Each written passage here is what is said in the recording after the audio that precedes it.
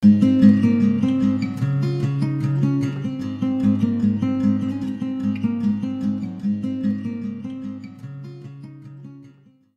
Erin Lawler Patterson, the Goodness Chick. I'm an addictions counselor, motivational speaker, author, and parent coach. Join me on the journey of navigating the joys and pitfalls of life, addressing parenting, giving back, mental health, addiction, and relationships.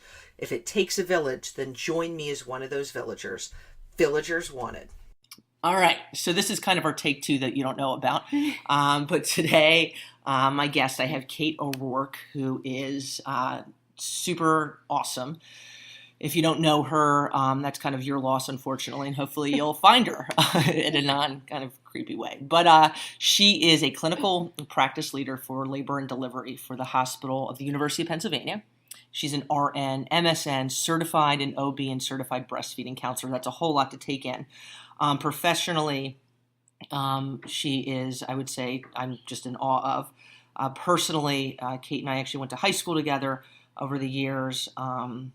I just admire her and do consider her family.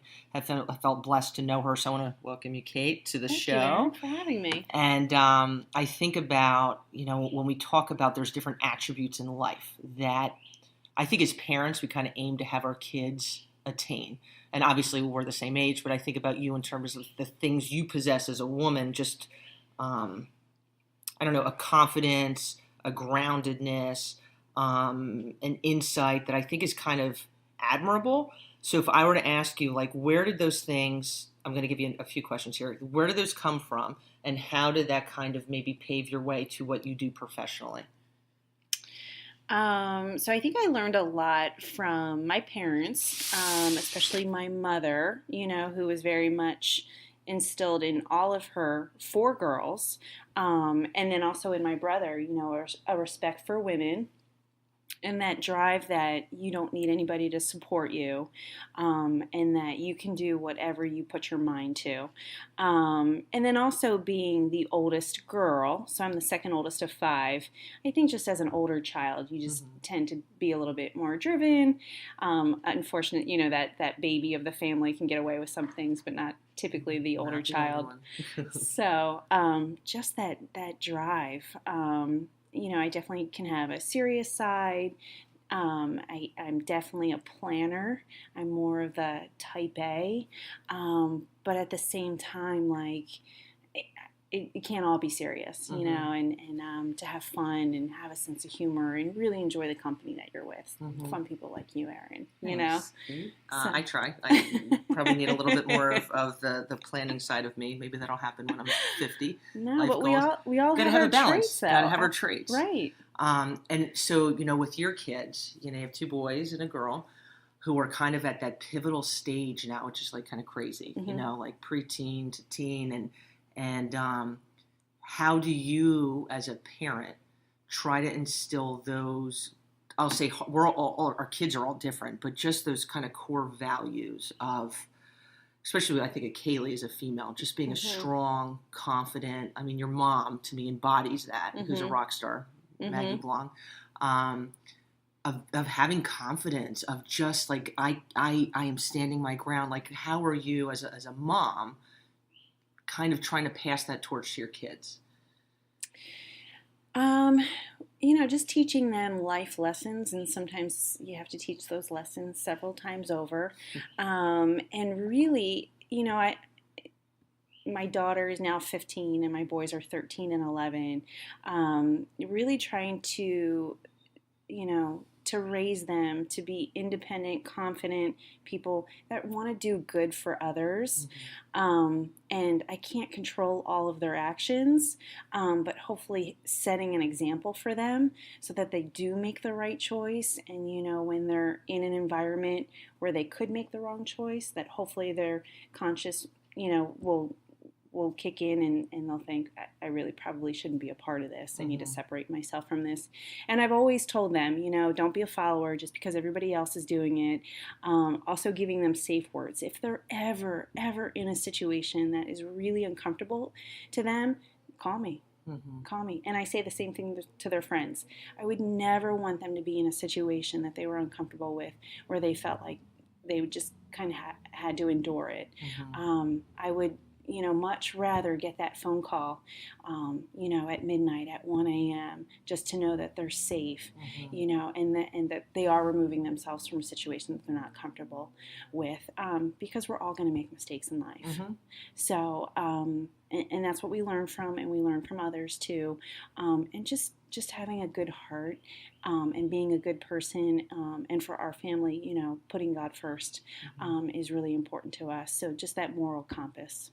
So it's a balance. It's a balance. It's a balance, and I think it's kind of like you had said, reiterating sometimes those lessons, being there, that consistency. I know we were talking earlier this evening, like how hard it is to be a kid today, and how they are inundated with negativity when it comes to not just choices but self-image and peer pressure all through, a lot of times, their phone. Whether it be apps, whether it be YouTube, texting, and I think sometimes when it's a different generation such as ours, it's easy to kind of not realize the magnitude of the danger that's out there, and where you kind of being that voice in the back of their head, I think goes far. Goes super far, because we all are going to screw up. We all screwed up, but not letting those screw ups be life altering screw ups, kind of thing. If I were to shift gears, which I'm going to do right now a little bit, I think about, I know you don't talk a lot about what you do for a living, but I try to put my head in what you do, like on a daily grind. And I think you change lives in some pretty crazy ways. If I could have a t-shirt that was like, Kate's awesome, I would. I could bedazzle that. But like what is kind of a daily routine for you? If I were to ask, like you hop in your car, you head, towards the hospital, you get out, what happens? So I'm usually there at change of shift, when the night shift is heading out and day shift's coming in. So it's a great opportunity to see a lot of our nurses just handing off patient care. And I have to say, the nurses and the physicians that I work with are phenomenal. Like, they are there to deliver phenomenal nursing care to our patients as a team. So that's not my challenge. They are there to do a good job. What my job is as questions arise, if there's a new protocol or a new quality improvement project that they've implemented, if they have questions about it, Kate, can you help me troubleshoot this? Sure, absolutely. My goal is to deliver safe, quality care. So I always say, my training, we just did a whole program on postpartum hemorrhage. So that is something that can be prevented in the pregnant patient. There are steps. It's all about recognizing and early intervention. So we did a lot of interdisciplinary steps to make sure that these moms are not dying from postpartum hemorrhage. So my job is done if there's a hemorrhage at 2 a.m. on a Saturday and I'm not there, that the team can safely intervene and save that woman's life. So I don't need to be there, but I'm going to give them the training so that it doesn't matter what the patient's background is, or what time of day, or if it's a weekend or a holiday, that they're going to get the same quality, safe care every time.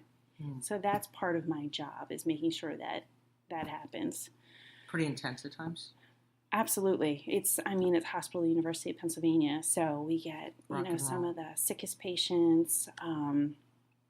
But at the same time, I've been doing this for over 18 years, and, it's cutting edge. It's, I'm learning and growing, and, I'm a lifelong learner, and that's what I love about what I do. But you're willing to learn and grow, which Absolutely. I think is sometimes we need to be reminded of, because I think it's easy to get stagnant sometimes and think we know maybe more than we do. And so I say good on you for that. So kind of similar, but not, we are in an opiate epidemic right now. Have you seen any of that trickle into and be evident in what you see daily in terms of patients that you work with, and how do you address that if you see it? Any advice that you might have for somebody that's listening that has somebody that they care about that maybe is carrying a child or maybe is struggling with addiction when it comes to, affecting pregnancy? Mm-hmm. So we do see that. We care for women that are in a program that are, taking methadone, and those babies still will go through withdrawal. And so we are seeing an uptick in that for the Okay. moms that are on methadone or the moms that have been abusing during the pregnancy.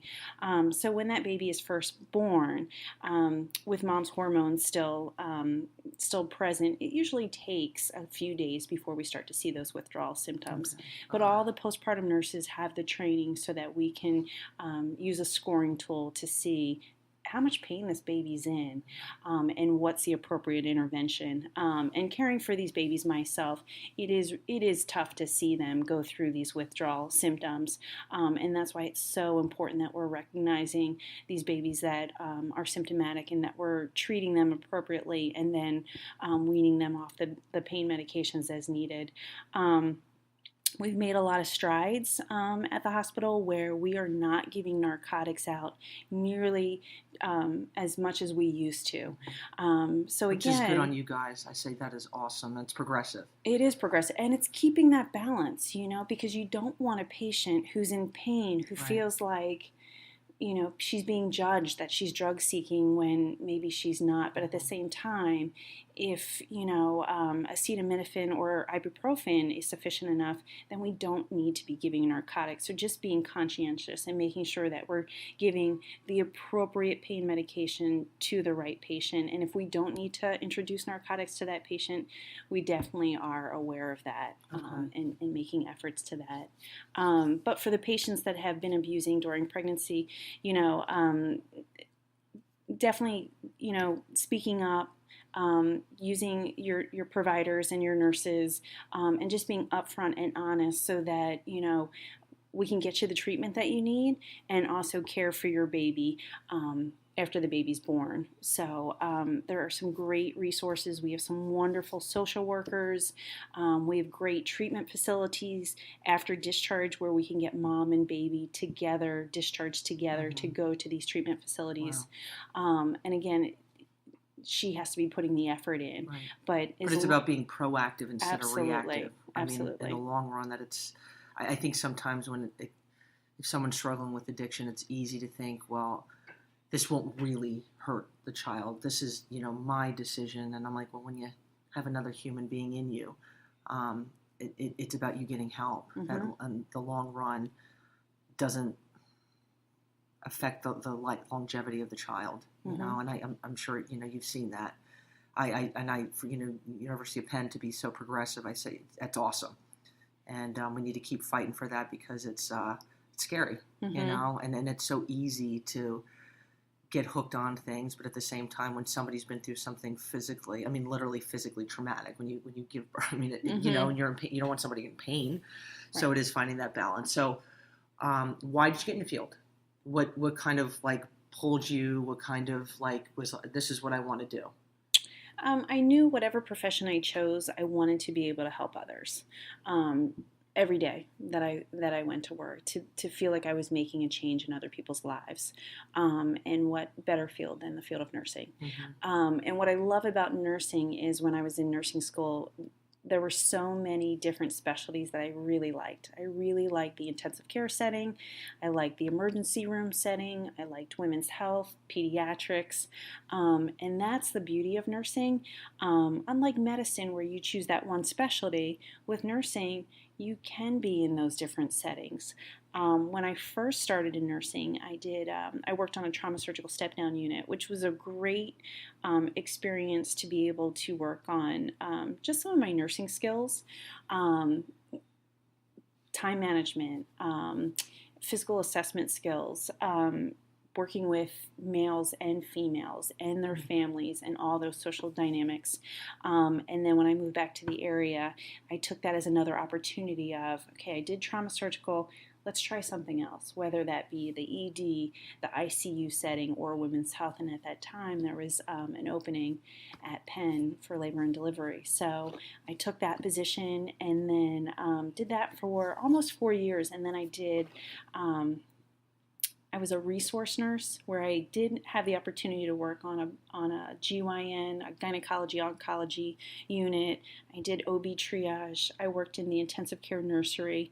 So I really feel like my nursing profession has covered the lifespan.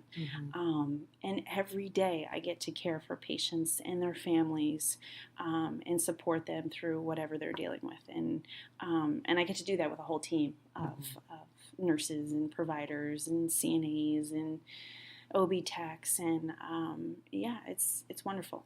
It's wonderful. It's cool, and you're good at it. I'm giving Well, you as a yeah, I mean you are. I mean I listen. Thanks. I don't know. You resonate goodness. Well, I And think it's always trying to better yourself. Always, like again, that lifelong learning. There will never be a day where I know it all. Absolutely not. And I think, to be able to say, I don't have the answer to that. Right. I don't know. And that's what's so wonderful about healthcare is you've got a whole team to work with too. Troubleshooting, going through, you have a different lens on things that I'm seeing. So a lot of times we'll debrief situations. As a team, we'll go together and we'll say what really went well, and where could we improve, and what can we do better next time. And just being able to have that open conversation and not say, I really didn't like the way you handled that, or you did that wrong. That's not what that's about. Well, Debriefing is how can we improve ourselves. So I love that. Yeah. And I think it's a cool thing because if we just rely on ourselves, I think that's kind of dangerous. And there's always room for growth, insight from other people. The helping field is something that you're obviously in. And I think there are people who feel called or pulled in that direction, but it's scary. What tips would you have for somebody, whether it's, we'll say nursing, we'll say counseling, police officer, firefighter, all helping fields, all just different titles. What advice would you have in terms of pursuing the field as well as not burning out? Absolutely. You also have to know yourself. So even myself as a nurse and what I do may not be the same nursing field that works for somebody else. Right. So somebody may not be into blood, and that's okay. There's another area of nursing for you. But I would say definitely talk to, so if you're interested in nursing, speak to multiple nurses, and see if you can even shadow with them, spend some time with them. So I have a nursing student that's going to be joining me soon. And again, finding out what they're interested in. So that way that shadow experience can be tailored to what they think they may be interested in. And there's different settings, so somebody may come to labor and delivery and maybe not like it nearly as much as, when they go to the intensive care nursery and see all those little babies, or other people may be intimidated by the little babies and prefer to care for the adults. So again, we all have our different likes, dislikes, talents. So definitely talking to people in the field. And again, I thought I was going to be a pediatric nurse. And when I did my pediatric rotation, I quickly realized that is actually not the field for me. So again, just seeing where life's going to bring you. And I think with like nursing and so many different fields, though, there's a bigger umbrella of different tracks. I don't know if that makes sense, that aren't necessarily what people think they are. And that's where you had said the word shadowing. I've always said that, like, when kids will come to me and say, I want to be a guidance counselor. I want to do what you do. I want to be a SAC counselor, or I want to be a teacher, or whatever the heck they want to be. I say, listen, before you graduate college, I'll say first year, that summer before freshman year of college, go volunteer somewhere. Go shadow, go pick the brain of 5 different nurses that have 5 different tracks, and see if that's what you want. Because I think sometimes we romanticize things. You get out and then it's like, I've just spent $150,000 and oh my gosh, I don't really want to do this. So it's like finding there's so many different types of helping fields that I think are a beautiful thing. But knowing what you're getting into. I know when I first started in the addictions field, my thought was I had to work at a rehab. For me, that was not my calling. I worked at a rehab for about a year, and I was like, I will burn out in 12.7 seconds. Working in a high school was more, but it was talking to people that did those things. And I think, one of the biggest kernels of advice we could give to people would be shadow, ask questions. I think that could encourage you, but also like close some doors, which isn't a bad thing.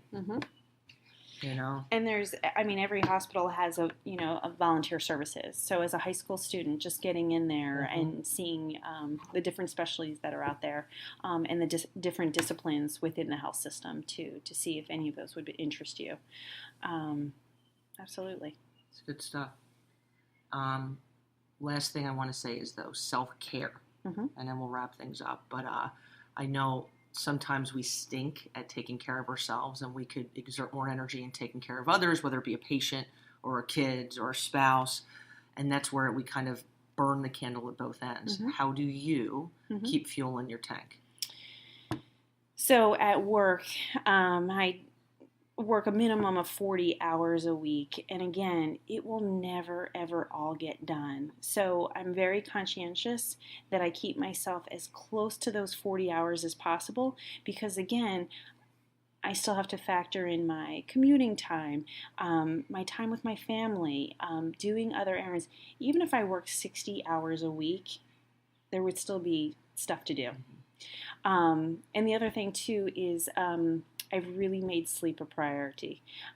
Again, there's always laundry to be done and dishes to be done, but sleep is really, really important to me. So me personally, I'm a person who needs, a good 7.5 hours of sleep a night. So if I'm waking up, at 4:30 in the morning, getting into bed by 9 o'clock may seem early, but that's what I need.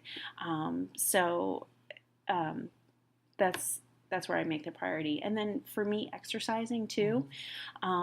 I try to get to the gym. For me, going before work works. So that way, when I'm done with work, I can come home to the kids and be with them for the evening.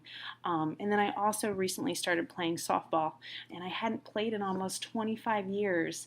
And talk about, taking that step outside of my comfort zone, because my skill set is not what it was, but it's fun. And it's, here, for all these years, I've been shuffling kids to, different sporting activities and music and everything else. And so twice a week now is my time to play softball. And again, with other women. And it's just nice to have that camaraderie with other women and just to kind of have fun and do something for us. So those are a few ways that fun is important. Fun is very important. Life's too short not to have good, healthy fun. And self-care. Kate, I want to thank you for being here. I didn't really give you a choice. I made you sit down in your kitchen, but nobody does that but the people now listening. But I am honored to have you here today. And, I hope with a lot of things that Kate shared resonate with you. I want to thank you for listening. I appreciate you tuning in. I am super pumped to be a part of the Mental Health News Radio Network, and that you as a listener are here. May your day be epic, and may your self-care be in tune. Peace, love, and goodness. If you enjoyed today's show, I encourage you to subscribe to Goodness Chicks podcast and pass it along to your friends. I hope you enjoyed today's episode and have a great day.